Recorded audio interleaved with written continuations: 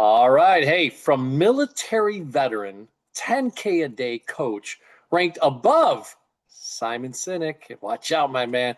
Sold a company at eight times multiple in the Great Recession, and now drives and has been driving with multiple different teams, hundreds of teams, 90% engagement, and showing you how the future and how to future proof your business.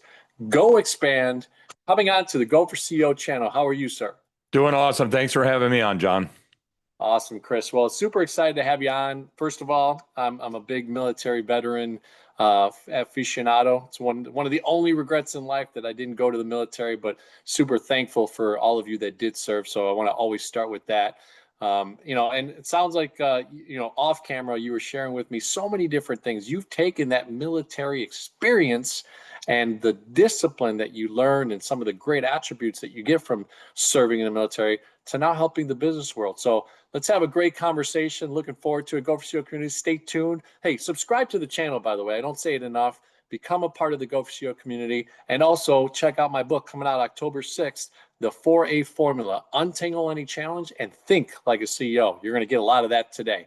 Chris, tell us a little bit about the ideation of Go Expand and thinking about kind of where that came from. Was it right after the military? Did you spend some time in corporate America? Let's go through that process of sharing with people how you thought of this business. Yeah, so I got out of all my different uniforms in 1999. So I was a sergeant in a couple of different organizations, civilian law enforcement, and in the Army National Guard military police. So got my stripes early, was a young leader in both organizations, Department of Corrections, 23, 24-year-old sergeant leading people, in their 50s, officers in a department. So the boy sergeant, it was a very interesting experience, but, took that leadership experience, all the schools, all the practical application of leadership that one learns as achieving rank and, moving into leadership billets from individual contributor roles. And really just took that fired up mentality and really being great in the military and being great in business shares a common thing. It's just commitment to excellence. And in the military, you enlist or take a commission and it's a number of years. So the commitment is not really up for discussion. When you sign a contract, basically an open check to the country for you for the next however many years, we have that commitment. And again, in the military, people want to be there. You're not joining the military to get rich. Not that the pay is bad, but it's not like being an entrepreneur or being an executive or something like that. So I think people serve because they want to. It's in their heart. It's a calling, and it's something you can do when you're 18, 19, 20 some years old and still have a career after. So to your point, it's a good place to go to learn about life. You'll find some of the best leaders on the planet. But more often you'll see some pretty bad leadership. And because of how the military is structured, the team isn't going to vote a bad captain or a maniacal colonel out of office. They are in the military very much in charge of your personal well-being, comfort, and duty. So conversely, in the civilian world, everyone's a volunteer and they can volunteer for another unit anytime they want to. So the commitment is a little different, but in the military, they issue you soldiers and they're not always 10 out of 10. Your job is to take fives and make them eights.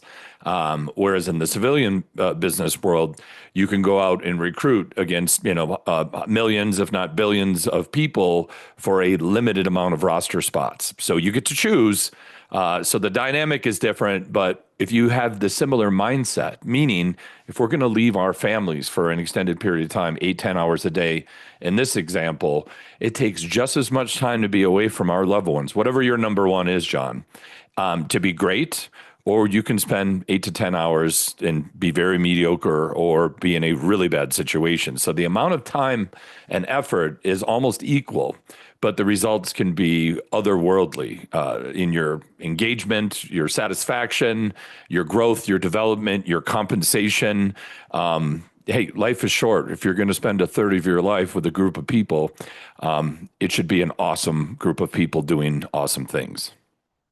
Hey, go expand. And what Chris just did, it was expand your mind And some of the areas, if you're a young person right now thinking, wow, what should I do, right? Military could be one of those avenues. But if you're also a person that's kind of stuck in something you're not really enjoying or not knowing what to do, entrepreneurship is that number one self-development program out there.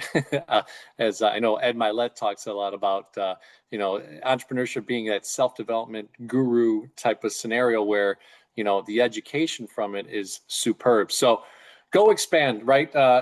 What was the ideation piece of it? Like, how did you, come up with that name? What was the reasons behind it? And then how did you start to get into this field of consulting and putting your brand out there and what you do? Yeah, so my personal branding is the Business Sergeant. I've got a couple of logos behind me here. The Business Sergeant is my coaching, leadership coaching business, one-on-one CEO coaching enterprise. So bringing that military mindset to non-veterans, some veterans, some like only 7% of our living population has served in some capacity. So that means 93% haven't. And like you said, John, you said, "Ooh, I missed the opportunity. I have a regret." So that's okay. There's a lot of folks that feel the same way, and it's okay. So if you wanted to get a little bit of that thinking, that methodology, some of the executional strategies, that's what I bring. And it's interesting to folks that always wanted to serve and learn a little bit about it. And there are some things that transfer over quite well from the military to the civilian business world. And I've extracted those. I wrote a book back in 2017, and congratulations on the upcoming launch of your book. It's an exciting thing to be an author. I wrote a book called The Business Sergeant's Field Manual, military grade business execution without the yelling and push-ups. It looks like this. It actually looks like a field manual, like a military field manual. Lots of big words or big text, I should say, and notes. And the idea is that a military FM field manual is something you refer to before you go do something. So you remind yourself of the task, condition, and standard. So if you're going to go have a difficult conversation, let's get to that chapter, that lesson, tighten it up, and then go do the thing knowing that you're centered on, solid methodology. So the Business Sergeant is my coaching brand, and I have some other veterans that serve as well. So I have a firm model, and inside of that, we use the Entrepreneurial Operating System, or EOS. And I've been a expert EOS implementer for a lot of years. I've been pushing 12 years, and it's been exciting. I was the first EOS implementer in Colorado. Now we have over 40. So just to give you an idea, Traction's getting traction. And then Go Expand is an actual software business that I've recently started. So the Go Expand brand is the newer of the two, and that is an agentic AI-powered business operating suite plus a bunch of people tools. So think about all the people tools, all the operating system tools to run an operating system like EOS, and an agentic AI agent. So we can just put the truth in there and everybody can ask the company brain and we don't have to disturb each other. And that really is a huge time saver and empowers people to get it going. So inside the software, we have a performance, alignment, and engagement scoring. And then all the other stuff around there, pulse surveys, dashboarding, performance reviews, unlimited personality assessments. So we're only interviewing the people that have the correct wiring. Basically, the software is a culmination of many, many, many years in the room with the top teams and looking at everyone's Frankenstack, the disparate number of apps that people lash together to execute. And what I found, John, was that a lot of people are only using 20 or 30% of all these people tools, a separate operating system application, and then AI is like this new thing that people either are running to or avoiding like the plague. That's the two modes people are in right now, early adopters, and this is a threat. It scares me. So bringing all three of those things together in one perfectly curated suite. So you don't have to figure out all the stack. You just have to go to goexpand.com. All that work has been done by, literally over 100 of the best teams in America. So this is what the winners use. So you can figure it out on your own, or you can just come over there and we'll make it easy for you. Talk about simplicity, right? And what a great message. So you took the sergeant role of consulting and everything that you had behind you, right? Tell us a few of the clients that you first started out with so that we can kind of get a mind's eye of, all right, Chris starts developing this Sargent brand and he's doing this consulting. Then all of a sudden, wow, man, a few years later, he starts with Go Expand and how to develop that. So how about those first few clients? What was that like? How did you start to, charge them? What were some of the intricacies of that piece of the puzzle? Sure. I think after, selling my last business, which was in 2011, it was an energy efficient remodeling business. So we took old post World War II homes in the frozen tundra of Minneapolis, St. Paul, literally newspaper, corn husks in the walls of these homes and put, sustainable, cellulose insulation, triple pane windows, fiberglass doors, really got the billing envelope so we could get some energy savings and that would, accelerate your return on investment with energy savings. And it was during the energy credit years, 2008, 9, 10, 11. So when the economy wasn't great, having a $1,500 tax credit behind a project was a very good thing for folks. So it was just the right place, right time, and kind of had a military bend to that as well, because at the time, we were visiting the Middle East often, and energy is a part of that geopolitical arrangement over there. So just being efficient, that's as green as you can be, is just wanting to use less energy. So efficiency is kind of where it starts. So after selling that company, I just started, consulting, coaching, just kind of from the hip, I guess is the best way to say that. And a year or two into that, I had a conversation with a good friend of mine, an old business partner, Andy, and he was going through EOS implementation back in Minneapolis and said, "Hey, Chris, you got to look at this program. It is so solid. This could really help your coaching practice." So of course I listened and looked into it and found the entrepreneurial operating system and was like, wow. It's just brilliant because it's a bunch of different stuff from a bunch of different era. It's no theory. It's all practical stuff. So became an EOS implementer in early 2014, was trained personally by Gino Wickman and Don Tinney, the founders of EOS, and was probably implementer number 55, 60, something like that. Now there's 1,000 in the world, and that was almost 12 years ago. So getting back to those clients, industry agnostic. Doesn't matter what industry you're in. Anywhere there's a group of people that need clarity, discipline, accountability, encouragement. That's where EOS works, and that's where I work. So I don't have a niche, I don't have a specialty other than making good teams great or great teams world class. So that's what EOS is about. The principles to lead people, manage them, and hold them accountable are the same, regardless of what you do.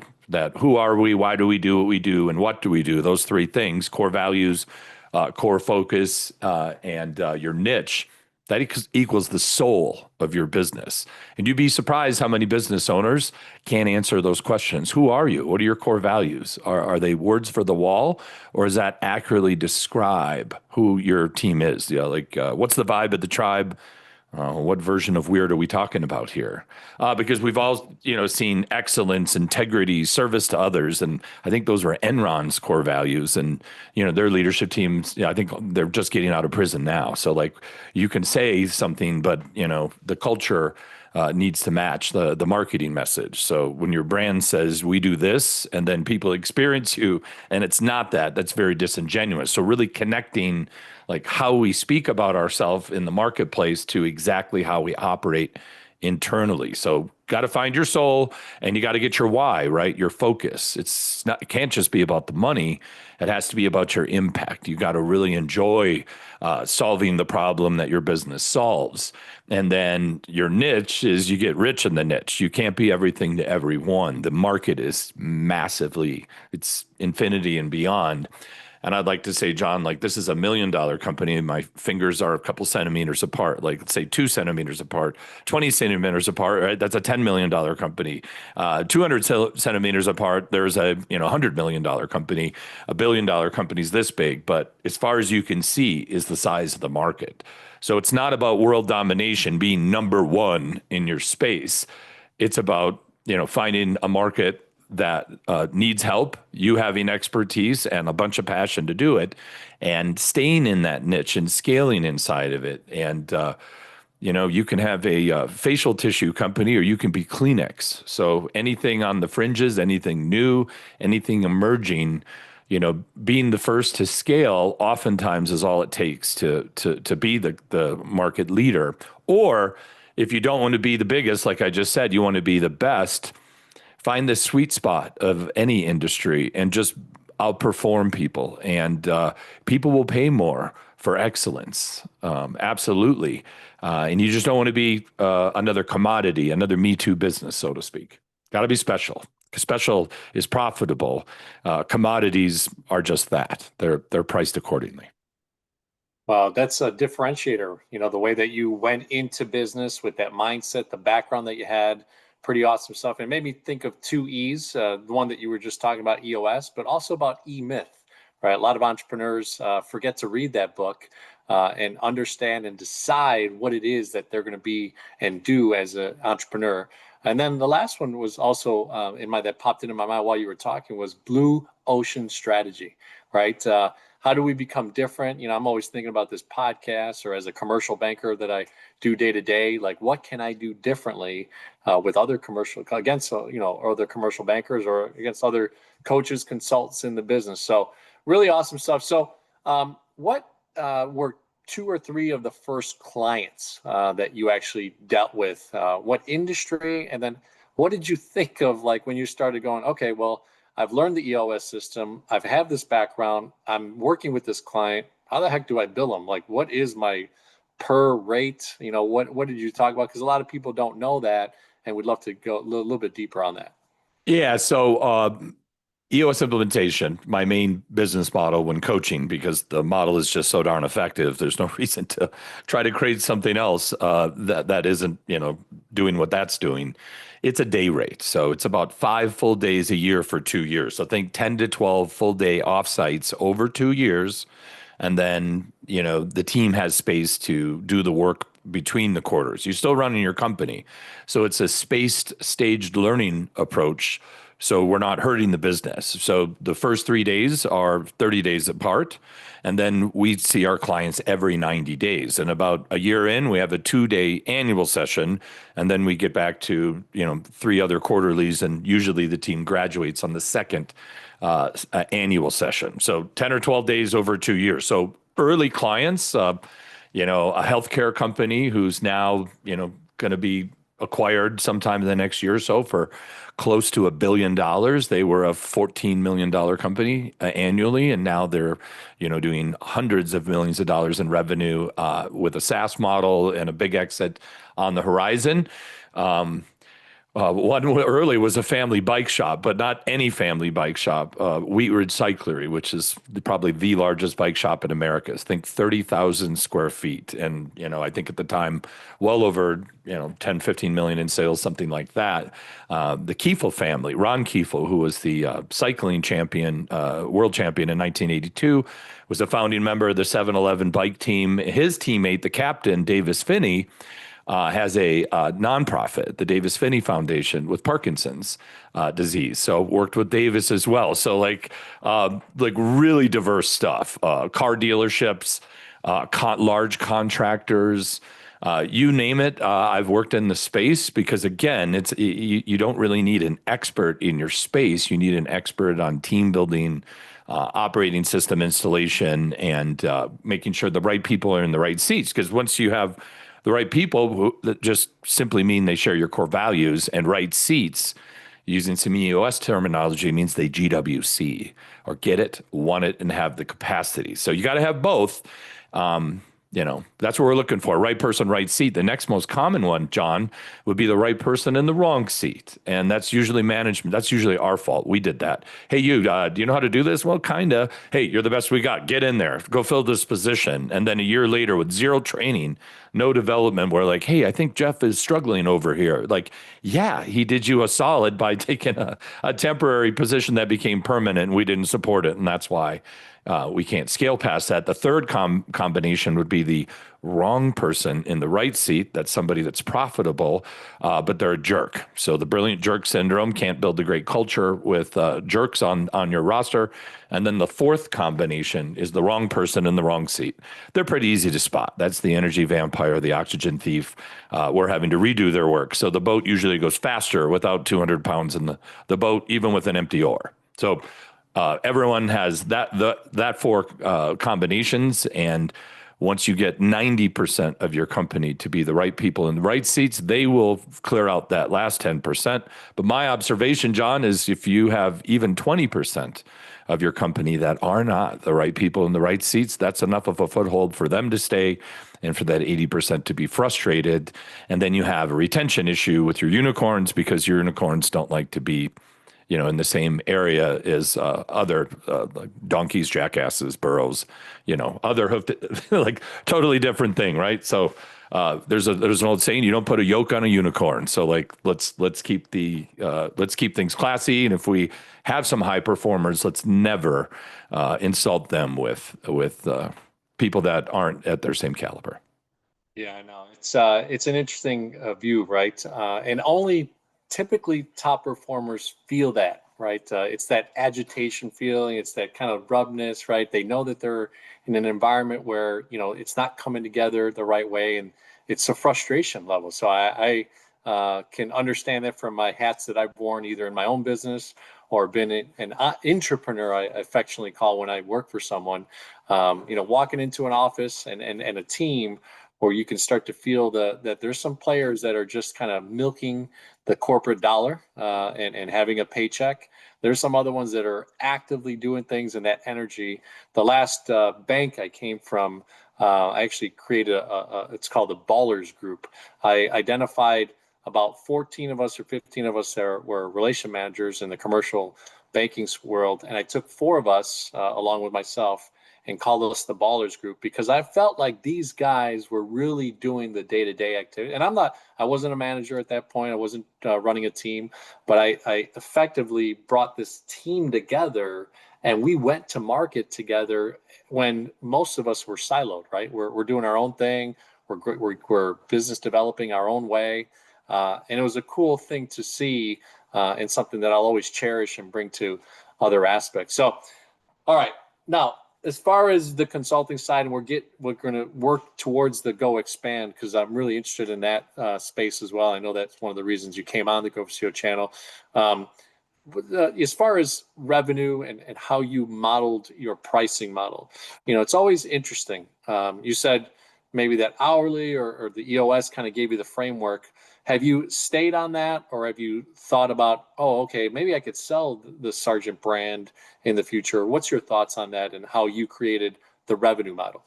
Yeah, so the coaching, I think the day rate makes sense because you're going to be there for the whole day. You're not doing anything else. If you have to travel, you're going to lose the day before, the day after. So if there's a travel fee, it's usually a 50% bump plus the travel expense. So and then we don't have to be attorneys. We don't have to bill for these types of conversations. So I have a lot of these hour conversations in the middle of the quarter with my clients, and there's not a running meter. So the day rate, there's actually no contracts. It's quit any time, and the session is actually guaranteed. If you didn't receive the value, in this case, $10,000 for an in-person in Denver or a virtual session like this one.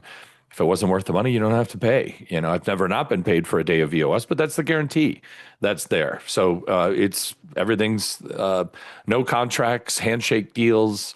It's a pretty interesting arrangement. Now, the software Go Expand, that's on a per user basis and it's volume connected, right? So the more people you're on it, the cheaper it gets per user, which is pretty standard in the SaaS space. So when I work with a client, we have the day rate of myself or one of my coaches, a fellow implementer with military experience, another business sergeant, or maybe a non-veteran implementer that I can connect people with. And then we use the Go Expand software because the software really highlights the methodology. So we're still, we have a license with EOS Provide. So we're using the correct terms. No one has to relearn anything. It's all the terms you know and love. And there's a EOS version. So if you're not on EOS or you run another competing business operating system, or you just want the opportunity to create your own, make up your own names, our non-EOS version has open naming conventions. So if you don't like the word high five or what you call it a kudo or whatever, you can do whatever you want. So really, when you have this mindset and the coaching, you also need to have a tool. And the commercially available tools were very focused on the operating system stuff, obviously, but again, my clients were using that and a bunch of other stuff. And it's really hard to have 5 or 6 different logins and expect people to really get an ROI. So what I found is if we could just combine those Frankenstacks into a curated stack, there's one login, the whole team can be, 80, 90, 100% engaged in a tool. And because everybody's in it, you'd feel lost if you weren't. So a lot of my founders are like, yeah, I can't get them to use these tools. Well, communicate inside of the tool, rate them inside of the tool, have their meetings inside of the tool, have the AI agent inside of the same tool. So these are all modern tools to allow us to perform well, stay connected, hold each other accountable, give each other feedback, and kind of, especially for a lot of teams, John, they're remote, right? Or they're hybrid, where the days of us all being in the same room, it isn't like it used to be. So having a tool that keeps people connected and tethered to the squad is a really important part. Without it, all of these great methodologies and operating systems just kind of fade away. I find that it's the glue that you need to kind of keep it together, because quite frankly, visibility is a real big part of this. So is peer pressure. When we have the right people in the right seats, there should be some healthy peer pressure. Just like think about that sports team you were on, or that time you served in the military unit, or you went to a great school, or got into an advanced program. Anything that's that top 20% world in it's special. And we know that the team will, if somebody was out partying and not properly hydrated and ready to play, the team's like, you're not doing that again next week. We're going to kick you off the team. If you partying's more serious than being a D1 athlete, right? We're going to pull your scholarship. There's an example, right? So back to the civilian business world, if I can visually show people x-axis performance and y-axis alignment, and I can show an actual scatter plot with green for you're in it and red you're not, and we know exactly what it takes to move closer to the green, or if you stay in the same place or get further away, that objectivity that the app creates isn't inherent in humans. Or there's a lot of subjectivity in any business operating. It says, well, are they the right person? Yes or no, decide. Well, if I look at it this way, yes. If I look at it this way, maybe no. How about we just have green and red, and we agree about what those numbers are, and we're all judged in the same way. And what I find when you get rid of the subjectivity of an operating system, you replace it with green go, red stop level simplicity. This is how we can get our middle managers, the sergeants, if you will, because that's what sergeants do in the military. They take the brass, the officers, the ones capitalizing, planning the missions, and then the ones executing it are the sergeants with the troops, the largest element. So I find that the sergeants in business are never really connected. So I coach the leadership team, but I want to meet your management team, and I want to take an extension cord and I want to plug the management team and the leadership team together, because I don't find too many of those connected at the beginning of an engagement. But a couple of years later, they're an extension. They finish each other's sentences. We are all on the same team. So we get rid of the us versus them versus the we. And then once we have the tools, the methodology, we've cleared out the wrong people. We're only recruiting and onboarding the right people. And we all want to be held accountable back to I don't want to be the weak link on the chain, and I'm going to come in early. I'm going to stay late to get green. And when everyone in the organization has that healthy peer pressure to be a good teammate, that's where the magic in business happens. So just as a proof point here, right? I have my clients take a best place to work engagement survey. So the Business Journals, right, is a big organization. They're all over America. So here in Denver, in my hometown, we use the Denver Business Journal. And this is not, you cannot write them a check to get an award like so many other awards. Hey, I gave myself an award the other day. We donated, 50 grand and we got a plaque. No, I'm talking about having, I think it's like 80% of all the emails that you give them, everyone at the company has to respond. So if you don't have an 80% response rate, try again next year when people actually care about this. Then it's a completely private email. And the questions are, How do they treat you? How's your pay? How's the communication? Like, how's the accountability for management? So let's put it this way. You can't fake your way through one of these, because if an employee is disenfranchised and they have someone asking them how the company, and it's completely anonymous, they're going to let the feedback fly.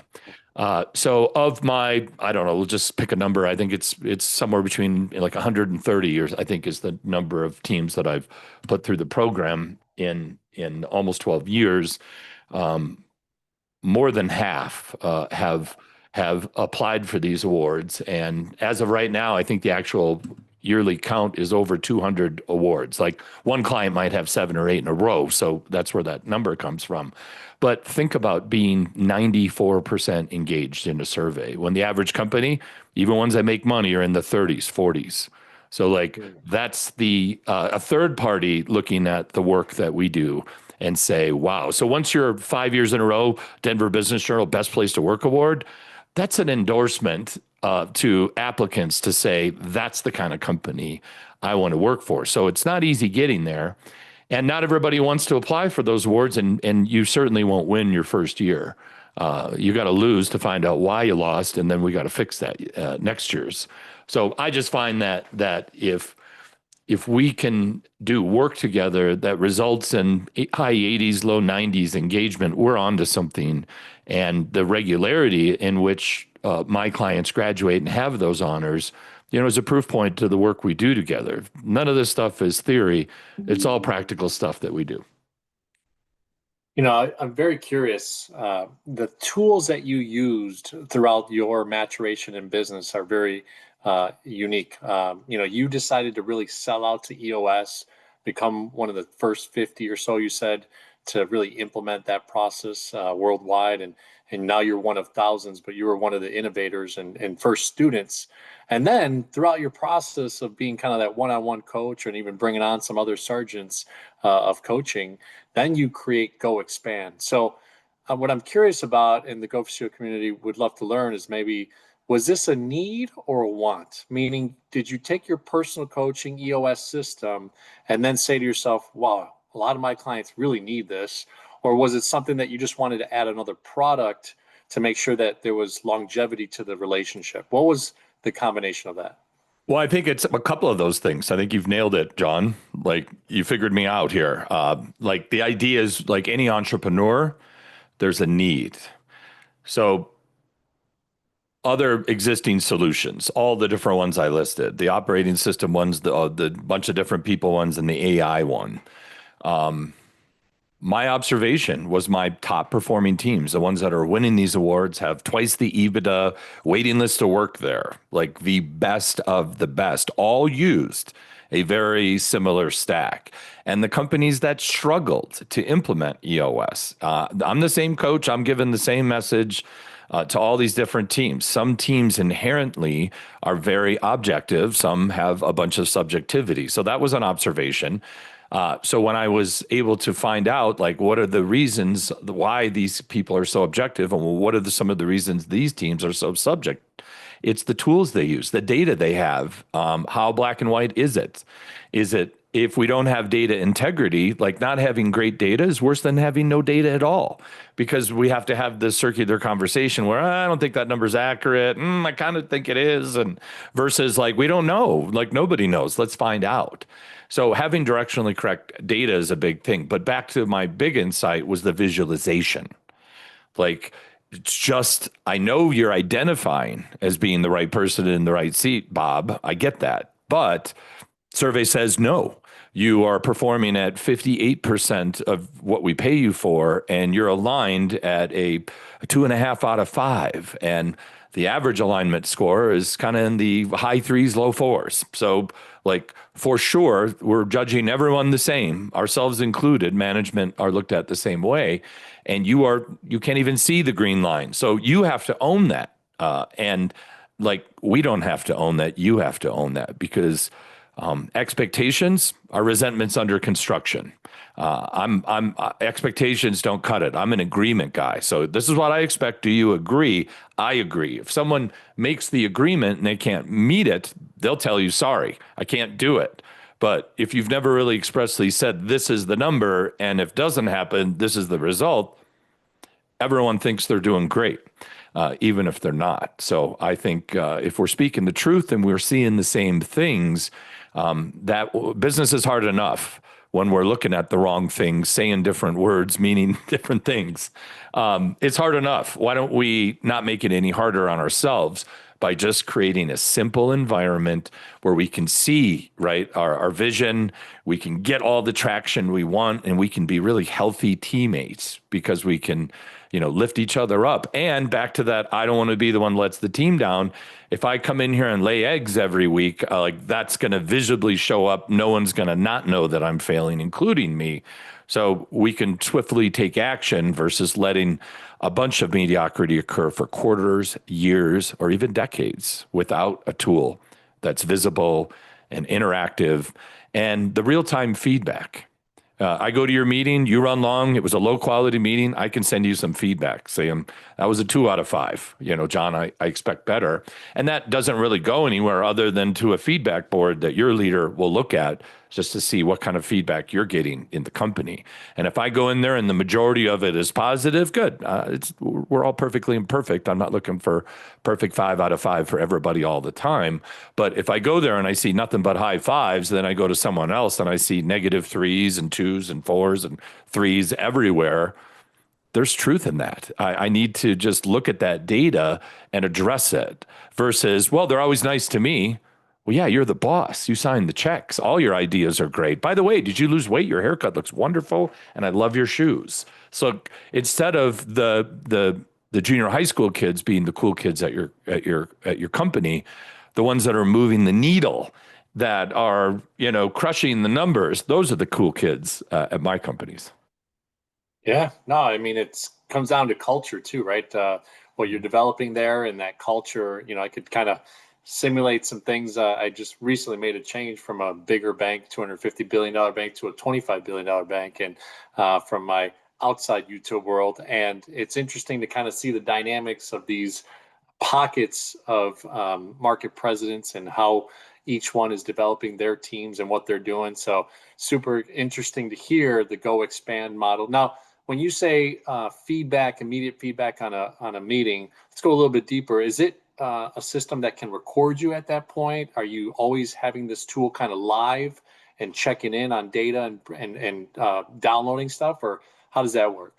Yeah, so the big premise is there's a performance score, and performance is 4 things. It's your scorecard, your skill set, are you getting your rocks? Rocks are your strategic initiatives, and then your to-dos are your tasks. Are you getting your to-dos done at 90% of promised to-dos weekly? So, those 4 things are the x-axis. The y-axis is alignment, and that's like core values, role alignment, and past performance reviews.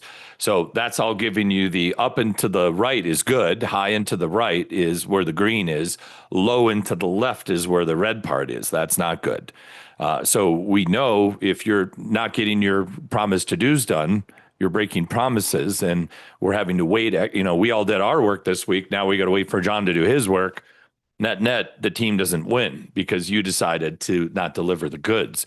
Well, that's going to show up in your performance score. If you keep doing that, it's just going to come down in real time, and your leader is going to see you're performing at 57%, not 92%. There's a big difference between those two. So I can't laugh at your dumb dad jokes and be at 52% and get away with it. If I didn't have performance alignment and engagement scoring, right, that could happen. But at this point, your engagement scoring, that's something just the employee has access to. It's the 5 big employee engagement questions, and it's 5 out of 5 for 25 out of 25 is 100%. Anything, less than that comes down. So if people are performing, they're hitting their numbers, they're aligned, they're culturally fit, they're following process, the employee in front of them, behind them are happy, the client's happy, and they're engaged. They want to be here. They love it. They're compensated appropriately. They understand how their work feeds up to the big goals. They have the tools they need to be successful, those types of things. That's all we need to worry about is those 3 things. Are you performing? Are you aligned? And are you engaged? So if I can just track those 3 numbers, and I have a good way to do that and a visual way to represent that, that takes a lot of junior managers and really simplifies what each one of these employees need. And if somebody's super, super high up in the green, they're in the stratosphere of the right person in the right seat. I don't need to spend a lot of time managing them. I just need to ask if they're okay, if they need anything from me, and I'll get out of your hair. Don't let me impede this awesome over here. You need to go vector your time for the folks. And then as you coach them, you should see their dot, their XY axis and the scatter plot getting towards green.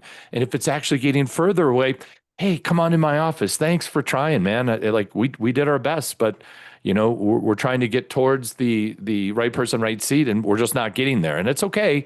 But right now we're going to call it because we're actually going further away this quarter. We're going the opposite of what we all agreed on.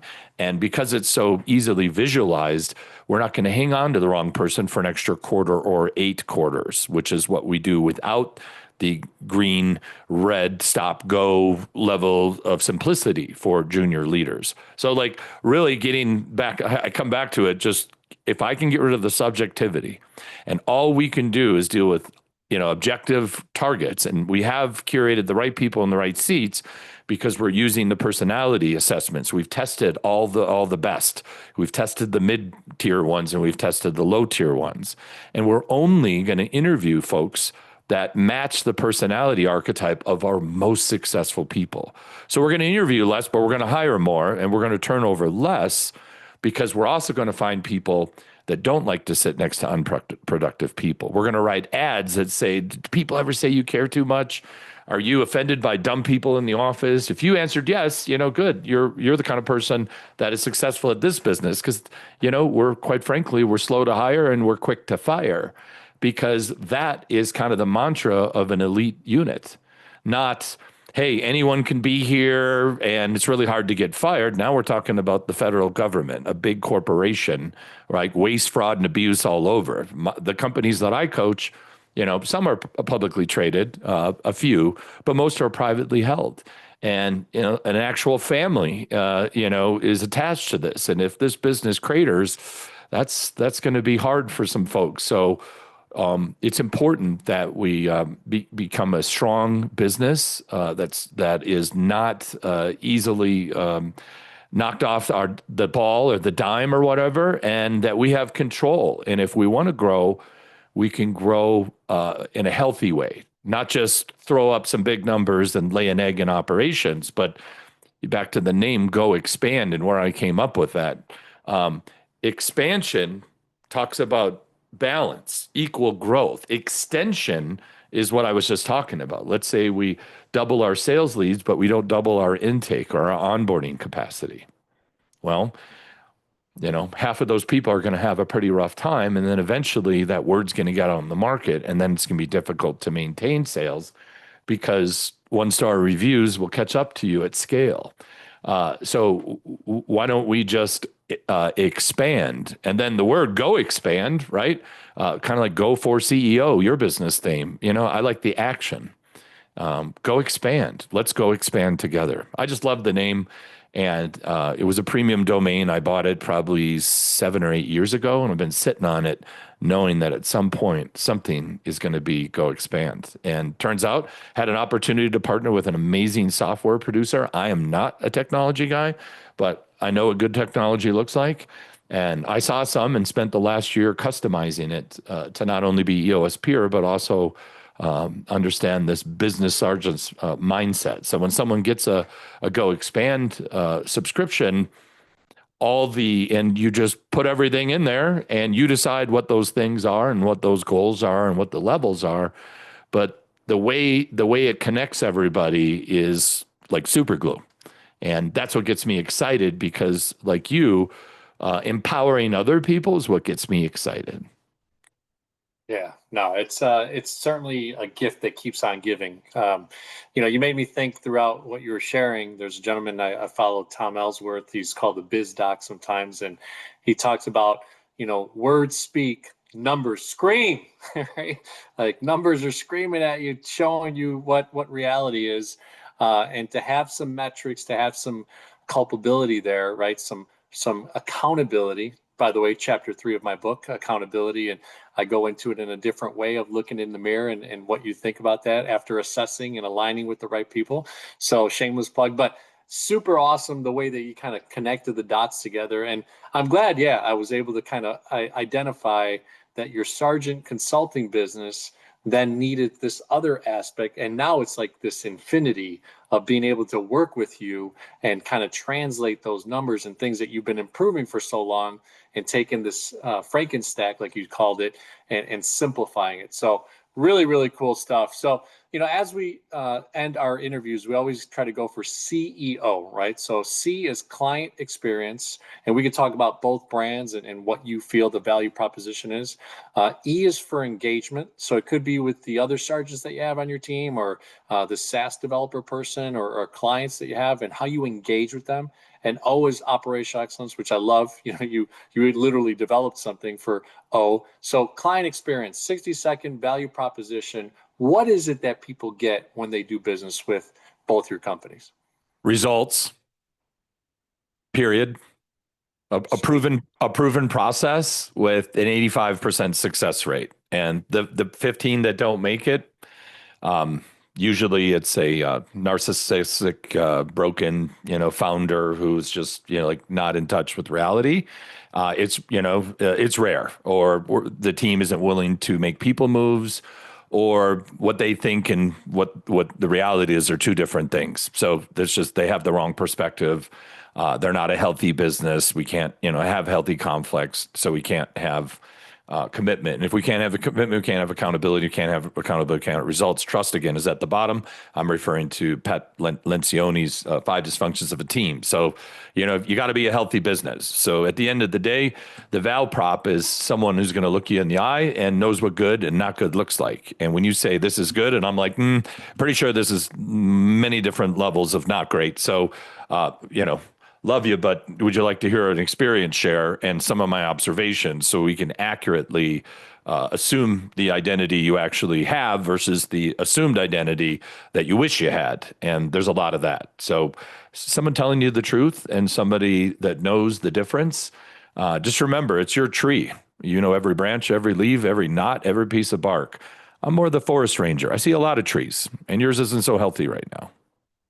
I love it. Identifying that is a big deal. Assessing it, which is chapter 1, assess where you're at. So number 2 is engagement. Do you do retreats with your clients? Are you taking your staff and team to quarterly events, or what is the way that you really like to make sure that people know how you engage with people as, Chris, the entrepreneur, the founder, the CEO of a company? Yeah, so I engage in a couple of different ways. I have my full day EOS sessions, and I keep a roster of clients. Even being a full-time EOS guy is still a part-time job compared to our founders and our leadership teams that we coach. So, 100 or so sessions is considered a full practice, and most of my clients work well over 100 days a year in their business, obviously.